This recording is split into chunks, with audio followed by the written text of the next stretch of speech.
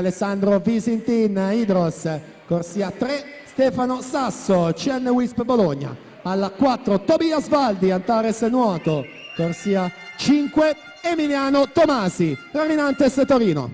Alla 6 Luca Gobbo, Ferrara Nuoto, 7 Alessandro Gabelli, Gymnasium Pordenone. Alla 8 Mattia Biscaglia, Rinascita Team Romagna.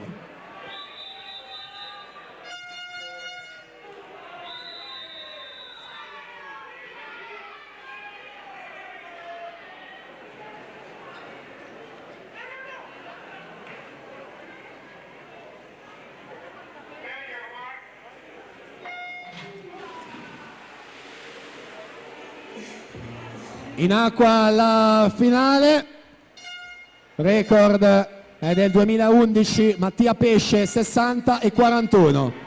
Tobias Valdi in corsia 4, miglior tempo, lo ritroviamo per l'Antares Nuoto, quindi al suo fianco Emiliano Tomasi, Ravinantes Torino, specialista della Rana. Sono 5 i titoli vinti tra i criteri e categoria, 12ª prestazione quest'anno stagionale in Italia, nonché nazionale giovanile agli Euro Junior di Kazan, secondo di staffetta, e anche ai mondiali junior di Budapest, sempre con la nazionale giovanile di Walter Bolognani. Netto il vantaggio quindi Emiliano Tomasi, 60 e 15, ha nuotato il 21 dicembre scorso, 60 e 41 è il primato della manifestazione